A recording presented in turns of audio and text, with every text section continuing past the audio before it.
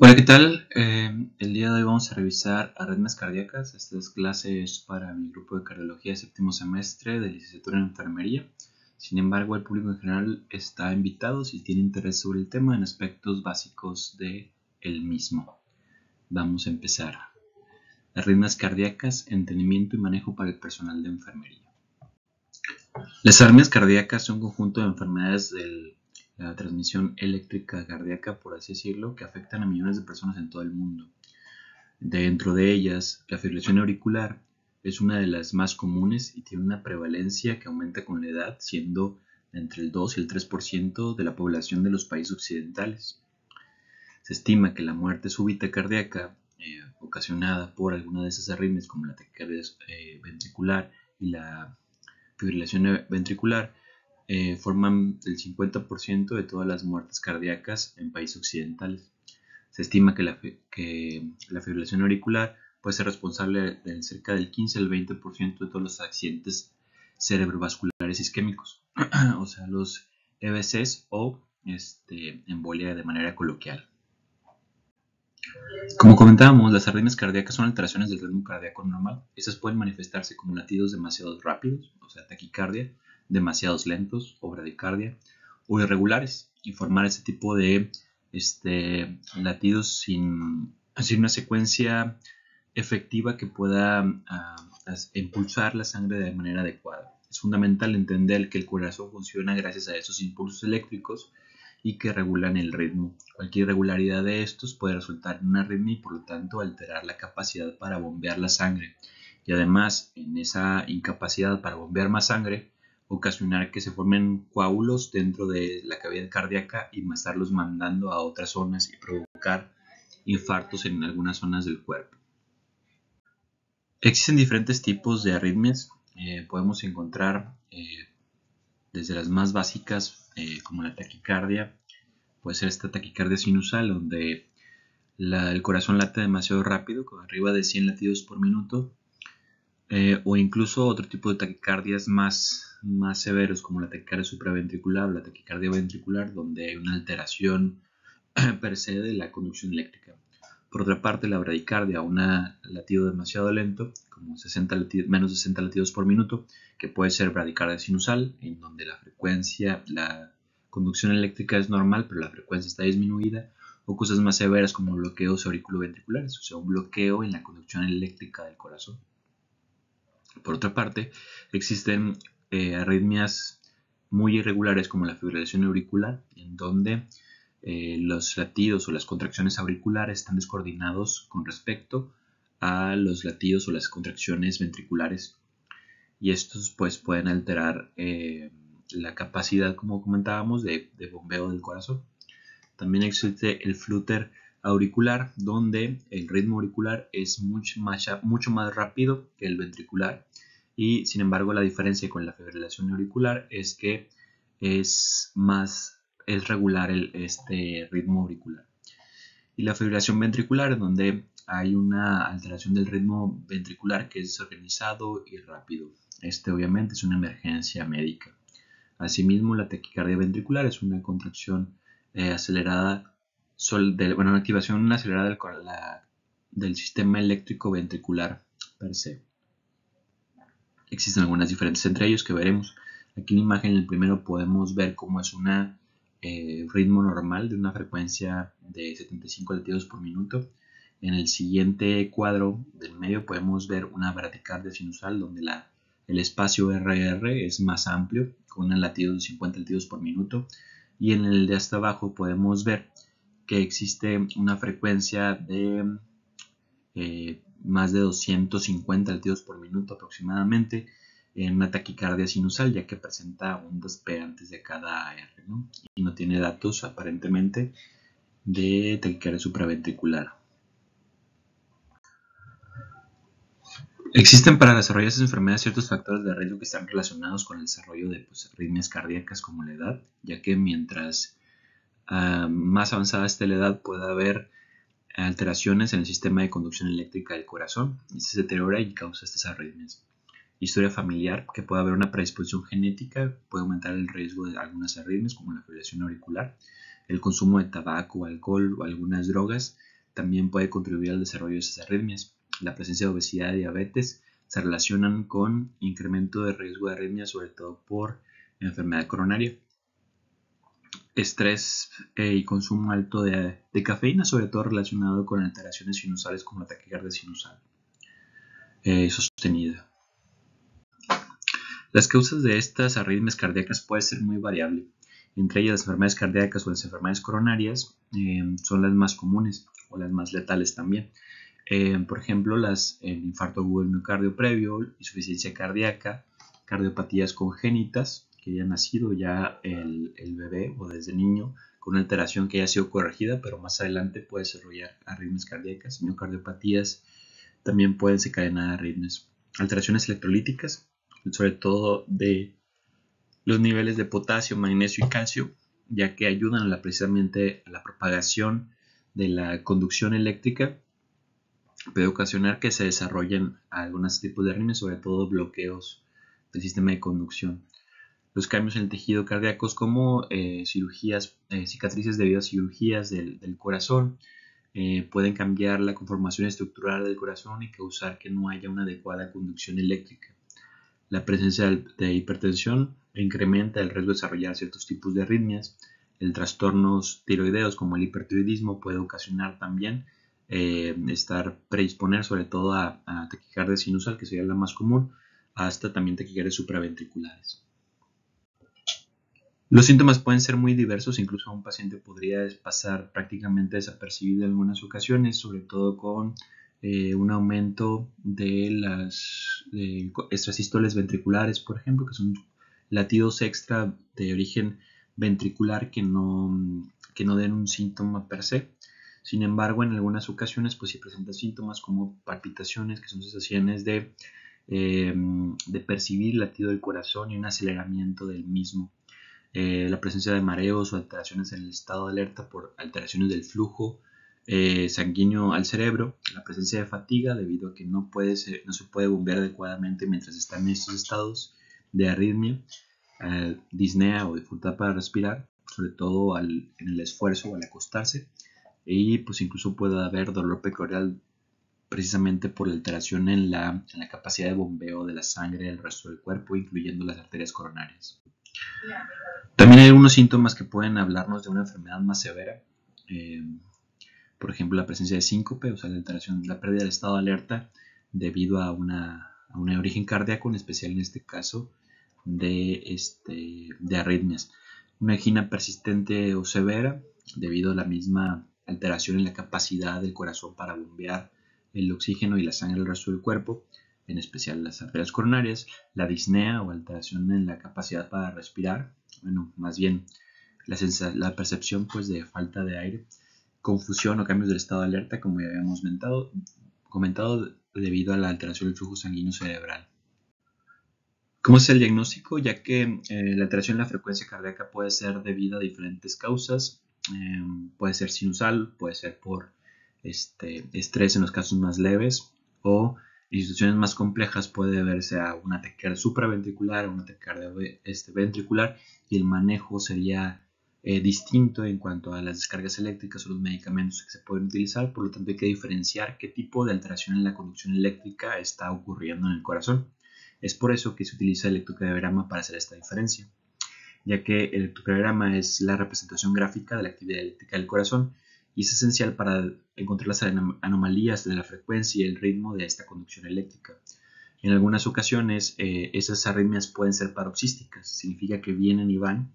Por lo tanto, es importante utilizar algunos tipos adaptados de electrocardiograma que nos permitan llevar un seguimiento por más tiempo. Por ejemplo, un electrocardiograma ambulatorio continuo tipo Holter, que puede ser de 24 a 48 horas, o incluso una prueba de esfuerzo en donde se realiza un electrocardiograma de manera continuada para desencadenar las arritmias, sobre todo en caso que sospecha que tenga origen isquémico, y pues ahí mismo también encontrar las áreas isquémicas que están afectadas en ese momento. También se pueden utilizar ecocardiogramas. Es un ultrasonido del corazón que nos da información de las imágenes, más bien, nos da imágenes de las cámaras, de cómo están funcionando cada cámara cardíaca, que nos puede orientar a cuál es el problema que le está ocasionando. Por ejemplo, una dilatación de la aurícula derecha puede aumentar la probabilidad de tener una fibrilación auricular o una taquicardia supraventricular. Aunque tengamos el diagnóstico de una fibrilación auricular, no siempre es debido a la misma causa. Una causa podría ser una dilatación de la aurícula derecha, como habíamos comentado en la diapositiva previa. Sin embargo, también puede haber vías de conducción extra que estén ocasionando un feedback positivo y desencadenando estas arritmias supraventriculares. Entonces, los estudios electrofisiológicos nos permiten encontrar focos ectópicos de activación del nodo que estén ocasionando que se esté descargando constantemente la actividad de esta arritmia. Las pruebas de sangre, algunas como pues, las alteraciones en los electrolitos, como ya habíamos comentado, disfunción de la glándula tiroides, o las troponinas en caso de encontrar daño miocárdico, daño del corazón, nos podrían orientar a la causa de estas arritmias. Un infarto, como ya comentamos, puede ocasionar arritmias.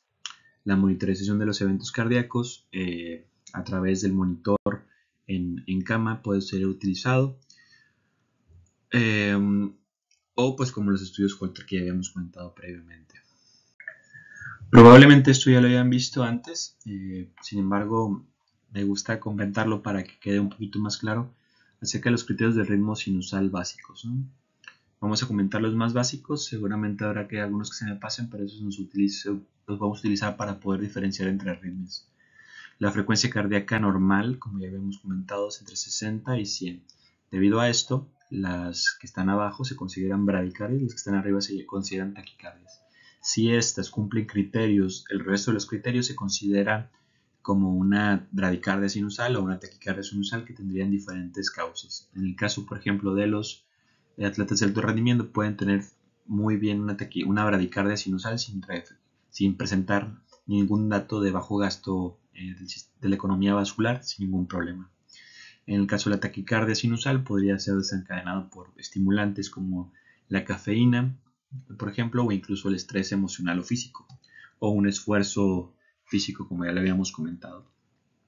Y bueno, entrando a los criterios, pues existen criterios relacionados con la onda P y criterios relacionados con la onda R. En el caso de los criterios de P, establecemos que la P precediendo QRS es un criterio de ritmo sinusal. El PR menor a 200 milisegundos y que este sea regular, o sea que se mantenga siempre la misma distancia, y pues la distancia entre P y la siguiente P que sea regular. En el caso de los criterios de R, el ARR, o sea la distancia entre una onda R y la siguiente onda R debe ser regular. El espacio de la onda QRS, del complejo QRS, menor a 120 milisegundos, y el eje del QRS de 90 grados a menos 30 grados. En caso de que haya una alteración en esto, nos estaría indicando algún tipo de bloqueo, ya sea de rama o aurículo ventricular, y eso nos hablaría precisamente de que pues obviamente no está en ritmo sinusal y por lo tanto está en una arritmia. Bueno, aquí podemos ver un cuadro en el cual nos dividen las arritmias supraventriculares, quiere decir que están por arriba o se producen por arriba del ventrículo, o sea que pues, se producen en algún lugar de las aurículas o en el nodo sinusal, que es el nodo que inicia el marcapasos natural que inicia la actividad eléctrica, la conducción eléctrica y por lo tanto la frecuencia, es el marcapasos natural. Habrá algunos tipos de bloqueo que son aurículos ventriculares, o sea, el siguiente punto de relevo. Hay que recordar que inicia en la entrada el switch encendiendo en el ritmo, en el nodo sinusal, la contracción de las aurículas que van a contraerse y llenar los ventrículos que están más adelante. Y tiene que haber un retraso para llenarse y posteriormente contraer los ventrículos para mandar el ventrículo derecho a los pulmones la sangre y el ventrículo izquierdo al resto del cuerpo. Si se contrajeran de la manera simultánea las aurículas y los ventrículos, pues bueno, no habría ningún beneficio porque la sangre no se bombearía a ningún lado. Entonces por eso es que tiene que haber este retraso y es por eso que los bloqueos auriculoventriculares provocan un retraso mayor al que se espera y eso disminuye la frecuencia cardíaca y por lo tanto disminuye el gasto cardíaco general. Y por debajo del nodo auriculoventricular, pues están las arritmias que son de origen ventriculares. Quiere decir que se saltan ambos relevos, o sea que la conducción eléctrica no inicia en el sinusal, no inicia en el aurículo ventricular, sino que inicia en alguna parte todo el sistema de las de His, que son las otras vías que están aquí en el dibujo. Entonces vamos a ver una por una de estas arritmias. Vamos a elegir primero aquí las arritmias supraventriculares. Se originan en las aurículas por la sobrebifurcación del sistema eléctrico y se ve reflejado pues en la onda P. Aquí podemos ver las extrasístoles supraventriculares. Significa que la morfología, si se fijan, es así una onda picuda, un latido extra en esta zona de aquí. Vemos un latido extra que tiene una morfología distinta, ligeramente distinta, al resto, porque tiene un foco distinto, o sea, no inicia esta onda P que se ve aquí, no inicia en el mismo sitio que las otras. Es por lo tanto que es una extrasístole. Después de una extrasístole, para poder recuperar este sistema eléctrico del corazón, pues es una pausa compensadora. Esas pues pueden ser aislados o pueden ser varias continuas, pero son extrasístoles normalmente aisladas. En otras ocasiones, estos latidos extra de otros sitios de las aurículas, que no provienen pues necesariamente del nodo sinusal, pueden ser sostenidas incrementando mucho la frecuencia. Y eso ocasiona una taquicardia supraventricular, en donde no podemos apreciar tal cual una onda P debido a la unión demasiado estrecha entre las ondas R, y esto pues ocasiona que haya un bajo flujo, una pérdida del gasto cardíaco y pues sus complicaciones. Además que si eso es sostenido y no se corrige, pues puede acabar en agotamiento cardíaco. En la fibrilación auricular es, como ya habíamos comentado, una conducción, una sobreactivación del nodo sinusal sin generar un complejo QRS secundario. Entonces vamos a encontrar que esos pacientes no se ve como tal una onda P, o sea, no hay onda P precediendo cada QRS. Sin embargo, la distancia RR no es regular, y eso es que por lo cual se dice que la fibrilación auricular es la más arrítmica de las arritmias. En el caso del aleteo auricular o el flóter auricular, hay un aumento de la frecuencia de la contracción auricular o de la conducción auricular, y es por eso que se ven estas múltiples ondas P, y solamente alguna de ellas va a llegar a la conducción de los ventrículos, y por lo tanto va a verse estos complejos QRS. La característica principal de la imagen del flóter auricular es precisamente su característica de como dientes de sierra, dientes de tiburón aquí entre cada RR. Muy bien. Vamos a darle a la siguiente. Entonces ahora vamos a pasar con los bloqueos auriculoventriculares. Como decíamos, este punto de conducción auriculoventricular tiene que llevar un cierto retraso y después llegar a hacer la contracción a hacer la contracción de los ventrículos. En el caso del bloqueo auriculoventricular de primer grado, solamente está retrasado. En lugar de ser menos 200 milisegundos, pues es más 200 milisegundos. Y esto por sí solo no podría no causar ningún problema. Sin embargo, en los bloqueos auriculoventriculares de segundo grado, tipo 1 o tipo 2, hay una alteración constante. Si se pueden fijar aquí, está la onda P y está ligeramente más separada la onda P de la onda R, más separada, hasta que una no conduce. Y de ahí se vuelve a repetir el ciclo. Este tipo podría no causar problemas de manera inmediata, pero a la larga podría degenerar a otro tipo de bloqueo AB. En el caso del tipo 2, encontramos que sí hay una onda P precediendo cada QRS y de repente uno no conduce. O esas podrían ser 3 latidos y uno no conduce, o 2 latidos y uno no conduce. Y entonces ahí se habla de la relación 2-1, 3-1, etc. También dependiendo, mientras más latidos estén sin conducir, pues va a asociarse a una disminución del gasto cardíaco y también a la producción de trombos dentro de la cavidad cardíaca debido al estancamiento de la sangre en esa zona. También el bloqueo AB de tercer grado, en este caso las ondas P llevan su propio ritmo sin comunicarse o relacionarse con las contracciones ventriculares. Entonces este es un bloqueo de tercer grado completo. Esta disociación lleva a que las cantidades de sangre de las aurículas no sea bombeada adecuadamente a los ventrículos, y esto disminuye también el gasto cardíaco, lo cual pues puede llevar a la muerte y pues al paro cardiovascular antes de esto, ¿no? Entonces es importante en esos tipos considerar el uso de marcapasos en algunos momentos con el bloqueo de tercer grado, cuando es la frecuencia muy baja y tiene datos severos de bajo gasto, pues de manera inmediata y urgente. Y los otros se podría hacer de manera temporal, mantenerlos un poco, atrasar pues la colocación de un marcapasos permanente. Sin embargo, el bloqueo de tercer grado definitivamente no.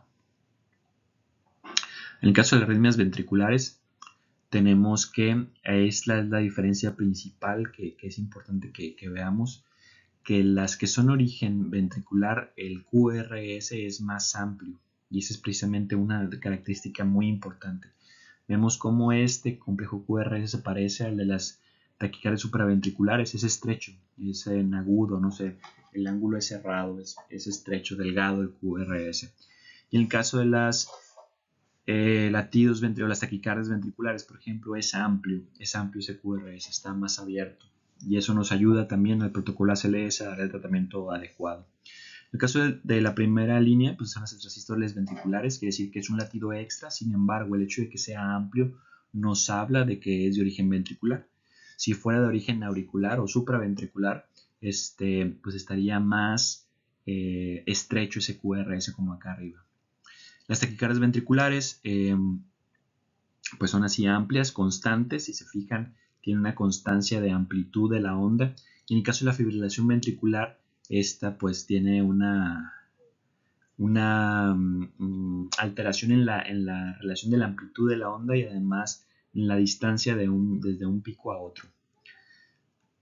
Por otro lado, el ritmo idioventricular es un ritmo en el que la frecuencia es baja, porque nada más no está conduciendo el nodo auricular ni el nodo auriculoventricular, y solamente las fibras están latiendo, ¿no? Entonces es un ritmo idioventricular. Y ese también, pues si no tiene un adecuado aporte de sangre por las aurículas, pues no va a poder llenar las cavidades cardíacas, y por lo tanto también pues son datos de bajo gasto y se encuentra el paciente al borde del paro, si es que no está ya en actividad eléctrica sin pulso, ¿no? Entonces, bueno, eso es de manera muy general todo esto, pero sí es lo más importante de todo esto es saber que existen, que las supraventriculares, que son de un ángulo agudo, de un QRS estrecho, provienen pues del área supraventricular, y que en el protocolo ACLS pues requerirá una cardioversión eléctrica o el uso de algunos fármacos para corregir esta situación. En el caso de los bloqueos aurículos ventriculares, donde esté alterada la conducción eléctrica, habrá unos que no requieren ningún manejo de momento, algunos que requerirán manejo más adelante y otros que requieren manejo urgente. Si estos de segundo grado tuvieran datos de bajo gasto, también serían urgentes y requerirían un marcapasos más que nada. En el carritos rojos, algunos de ellos tienen marcapasos percutáneos con unos parches que van en el pecho para mantener la frecuencia presente.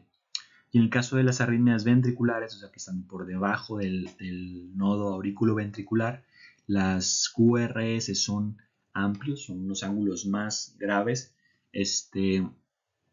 son el QRS más ancho, y en este caso, sobre todo si hay inestabilidad hemodinámica, pues va a requerir una desfibrilación. Entonces, para las arritmias ventriculares con estabilidad hemodinámica, pues requerirán al requerir estas arritmias ventriculares, una desfibrilación, pues, y las arritmias supraventriculares, una cardioversión, en caso de las descargas eléctricas. Y pues el protocolo en el carrito rojo pues va a ser distinto de acuerdo a cada una de ellas. ¿Cuál es el rol de enfermería en todas esas enfermedades? Pues es muy importante. Creo que no está de más comentarlo, suena repetitivo, pero la preparación y monitoreo durante el electrocardiograma o el monitoreo continuo pues el monitor en el sistema de urgencias nos va a ayudar muchísimo que esté bien colocado, con las armas correctamente colocadas, y calmar al paciente para que se deje realizar los procedimientos. Obviamente todas estas medidas también forman parte del equipo, de las responsabilidades del equipo multidisciplinario, no solamente del servicio de enfermería, sin embargo son quienes están en contacto directo con estas. La educación del paciente, la monitorización ambulatoria del mismo, de la colocación adecuada de los equipos de Holter, también son de suma importancia, y en la mayoría de las unidades es responsabilidad del servicio de enfermería. La recolección de las muestras de manera adecuada para una correcta medición de los biomarcadores es de suma importancia para poder llegar al diagnóstico del agente causal de las arritmias cardíacas. El apoyo durante los estudios electrofisiológicos para mantener al paciente con calma y adecuadamente vigilado de los signos vitales durante este proceso. También la interpretación básica del electrocardiograma nos permite que podamos llegar al diagnóstico más rápido, sobre todo en casos de pacientes que estaban previamente estables y que de momento se inestabilizaron. Es una importancia que nos avisen para su tratamiento oportuno. Cada evento de arrítmico tendrá sus diferentes indicaciones. No vamos a ahondar en cada uso de alguno de los medicamentos, solo regresando un poco a lo del electro. Si es una arritmia que sea de origen supraventricular, el tratamiento eléctrico va a ser la cardioversión, y en el caso de que sean de origen ventricular será la desfibrilación, ¿no? Y pues el manejo del carrito rojo es importante para poder darle las características adecuadas a la descarga. Ahora, en el caso de los medicamentos antiarrítmicos, los más comúnmente utilizados son la amiodarona, la lidocaína, el sotalol y la flecainida. Sin embargo, en las mayores instituciones, al menos aquí en la región, se encuentra con amiodarona y lidocaína. Los mecanismos de acción pues van a modificar los canales iónicos cardíacos de las diferentes iones que comentábamos, potasio, sodio, calcio, para poder disminuir la capacidad de conducción del sistema eléctrico, sobre todo en caso de taquicardias. Los beta bloqueadores van a reducir la frecuencia cardíaca a través de la inhibición de los receptores de adrenalina, y pues pueden utilizarse como profilaxis para el control de la frecuencia, sobre todo en fibrilación auricular. Algunos calcioantagonistas, estos dihidropyrimídicos, nos van a ayudar al control de la frecuencia, como el verapamil y el TSM, que también alterando la capacidad de apertura de los canales de calcio, van a reducir la capacidad o el potencial eléctrico de las células cardíacas para controlar la frecuencia y así controlar la arritmia. Entonces hablábamos que en las descargas eléctricas del carrito rojo podemos encontrar la cardioversión eléctrica. Se utiliza para las taquicardias, para las arritmias supraventriculares, como la taquicardia supraventricular, la fibrilación auricular de respuesta ventricular rápida, el flúter auricular, y pues se colocan las palas en las zonas indicadas y se hace la descarga con cardioversión. Por otro lado, en el caso de las arritmias ventriculares, como la taquicardia ventricular y la fibrilación ventricular, se utiliza la desfibrilación.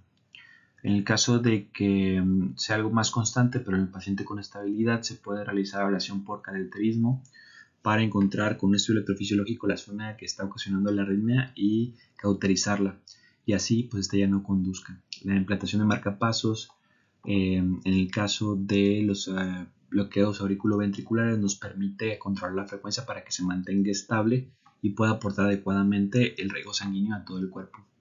En ocasiones hay ciertas condiciones como la miocardiopatía dilatada, donde el corazón está muy grande y fácilmente puede desarrollar taquicardias ventriculares o fibrilación ventricular.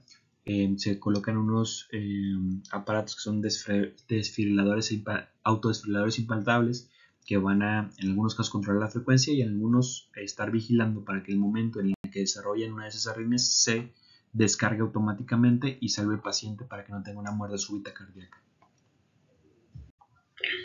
De manera ideal, el tratamiento de estas arritmias tiene que seguirse en base a los protocolos ACLS.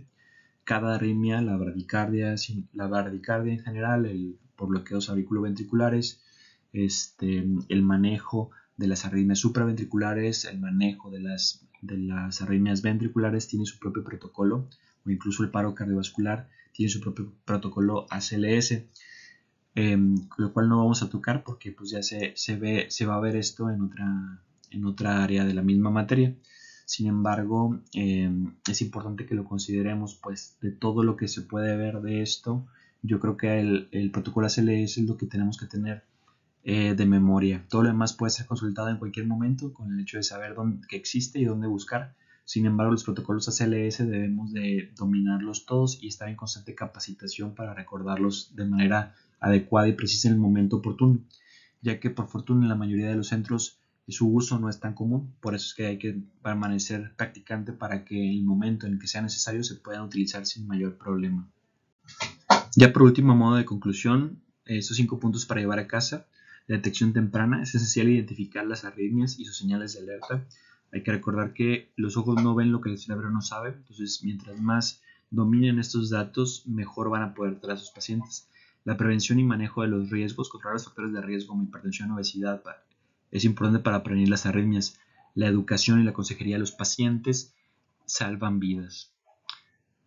Los avances médicos, las innovaciones en el diagnóstico y el tratamiento van a mejorar el pronóstico de sus pacientes. No es algo de lo que necesariamente se vayan a morir, pero es importante controlarlo y prevenirlo.